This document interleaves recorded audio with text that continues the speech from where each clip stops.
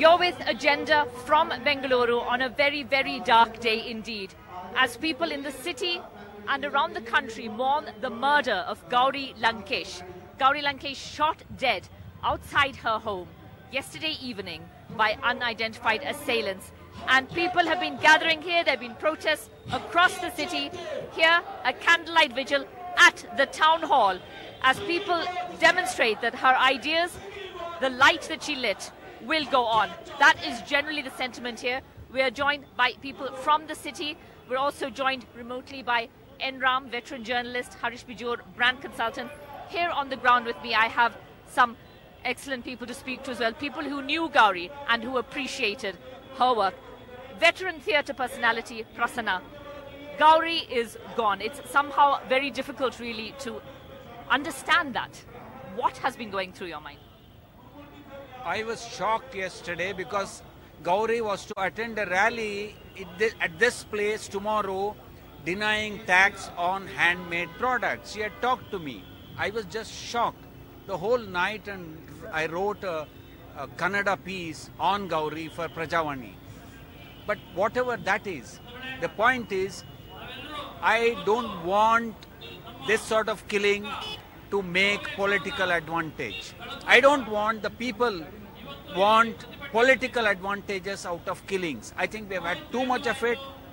We were responsible for it because we did not take it seriously. And we have been only angry. You can't be just angry. You have to come together as people, forget our political differences and come for a civil society. To protect the civil society, we have to come together. And I want to work for that from today onwards. From today onwards, her death will actually serve as a spur for this. Chandan Gowda, Professor of Sociology at Azim Premji University. You also knew Gauri, and it is early days yet, but there is already speculation about who was responsible for her death, what was behind it. I would not listen to the speculations. The CCTV has actually captured what has happened, so I would wait for the evidence to be read and deciphered before saying anything, because it's pointless to speculate. Although one can say it was not a random event, I don't think it was a personal murder either. I think she stood for a few things, so clearly whoever did not endorse those things is behind it. And we can't be any more specific than this. It is her views which led to her death. The people who opposed her views is what you feel. Yes, I mean, she stood for secularism, she stood for equality of women, equality of castes, and communal harmony. All things that all of us should be also valuing. But there are those who don't value them. It is anyone's guess. Secularism, values. Gauri was known to be on the left side of politics. She was known to be anti-Hindutva as well. Were those views really responsible for the hatred, the anger in the minds of those killers? Joining us also from Chennai, veteran journalist NRAM. Sir, this seems to be a sadly familiar thing that we are seeing. The killing of a person. We do not know, of course, yet who has been behind this killing, but the killing of a person with outspoken views which may differ from views of a very strong part of the country. What were your thoughts when you heard about the killing of Gauri Lankesh yesterday, sir? Shocking, and of course nobody expected it, but now that we know more about the modus, it certainly seems to fit into a pattern. On the one hand, she took on superstitions, she took on communalism, she took on the most backward practices in society. And when you talk about rationalists who have been targeted, even some politicians have said there seems to be a pattern here. Narendra Dabolkar, Govind Pansare, M.M. Kulburgi, I think there's a certain pattern. People come on a motorcycle, they get away and very hard to trace.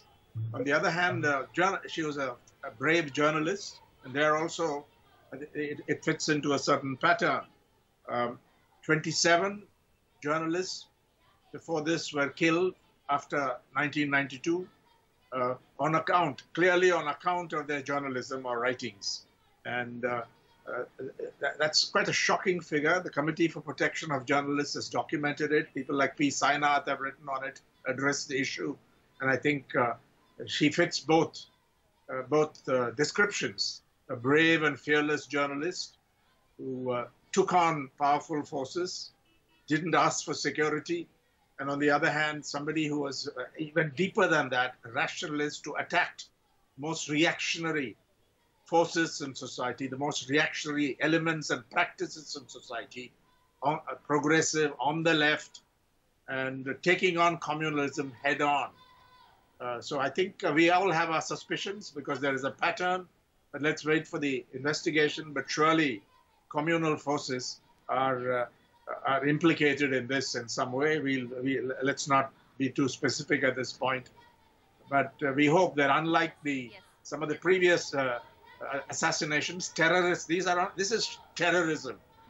People often use that term only to denote jihadism and so on, but this is clearly terrorism and targeted terrorism, and we should use that description for it, not just assassination and so on. A terrorist strike, a terrorist crime, and I hope that unlike the previous cases, there will be a quick detection of these criminals. Yes.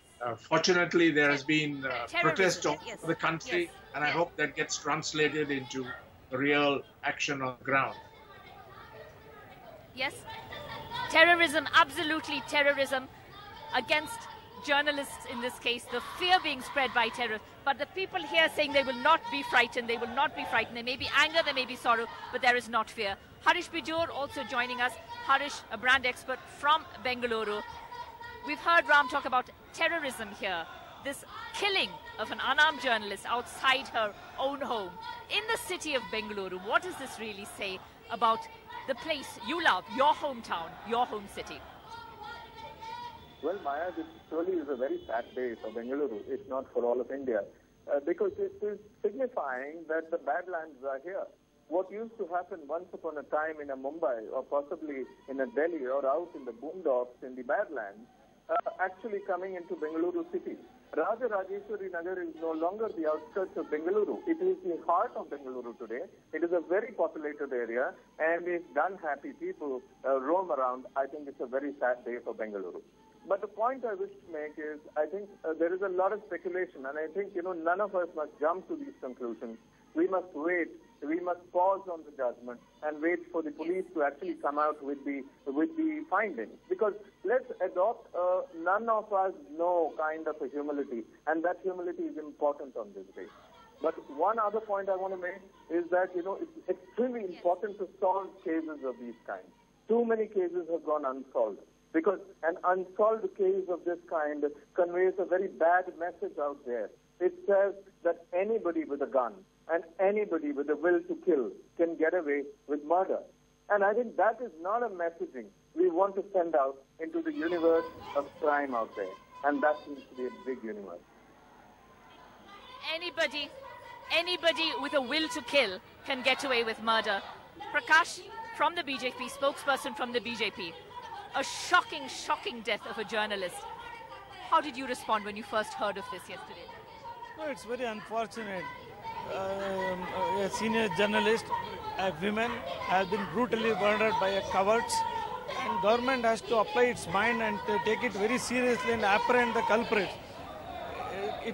For the last 2 years, Kalburgi murderers are still at large.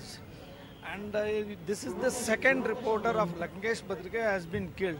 One was in 1992, Mr. Kenchanelli Gangadhara Swami. Even then the Congress was ruling. The Congress MLA was the A1 then. Today now the Congress government is here in Karnataka, and one more death has taken place. They are clueless about the culprits of Kalburgi, Mallikarjuna Bande. Many deaths have taken place. Political killings. You have brought politics into this, and it is a fact here that while the investigation is still on, many people here, many people protesting are thinking it is because of her anti-Hindutva, anti-establishment views that she was targeted, that she has been a victim of the far right. There is no proof yet. There is no proof yet from the police investigation. But the fact is that is what many people here are saying. No, whatever the people ask, that's not the truth. You must allow the investigating authorities to probe the matter and find out the reason for the murder. If we set an agenda that so and so has murdered because of this reason, we will be derailing the investigation, misleading the investigation. We want the culprits to be nabbed and he should be punished. Such incidents should not reoccur in Karnataka.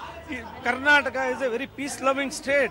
These incidents are marring our reputation. We are not doing politics. It is in the central, Mr. Rahul Gandhi has accused RSS, BJP about this. Mr. Siddaramaiah and Ramlinga has categorically said investigation is on. They are not unaware of the motives or the persons who are involved. How did he make that statement? So Rahul Gandhi making that statement, statement saying that it was the RSS which is responsible for this death. They're objecting to the Congress saying this when the investigation is still on. Nayana from the Congress, what are your thoughts on the whole politics? Absolutely, I totally agree with Rahul Gandhi's statement. I think it is very clear there is a pattern that's been established, be it Dhabolkar, be it Pansare, be it Kalburgi, and now Gauri Lankesh. I think it is very clear. Anybody who raises their voice against the communal forces or somebody who is considered anti-establishment, I think it is very clear that, you know what, anybody who identifies with the communal ideologies, I mean, they are out to get these sort of people. Out to get people of a certain ideology. Prithvi Reddy of the Aam Aadmi Party, your party workers are here in large numbers. Do you feel Gauri was murdered for what she said? It's important to note that in an atmosphere of hatred, in an atmosphere of fear in this country, that Gauri Lankesh had the guts to speak the truth and speak up against divisive forces. So it must be seen against that background. And I think what happened is not an act of violence or an act of murder. What's happened is an act of terror. The reason I use such strong words is the people behind this incident. Their intention is to spread fear and is to terrorize people, to keep mouth shut to ensure that people don't have the freedom. You mentioned terror. N. Ram also mentioned terror, that this is an act of terror. Absolutely. It's not an assassination, it's an act of terror, an attack on people to try and spread that sense of...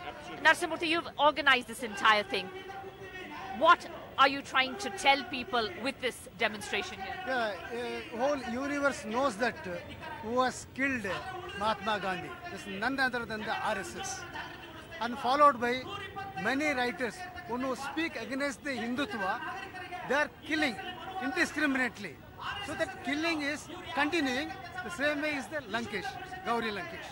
I have to mention here that I strongly believe that a majority of people in this country want to live in peace, harmony and brotherhood. There are a very few people who are trying to spread this kind of fear, and I believe all people should come together to stand up against such forces.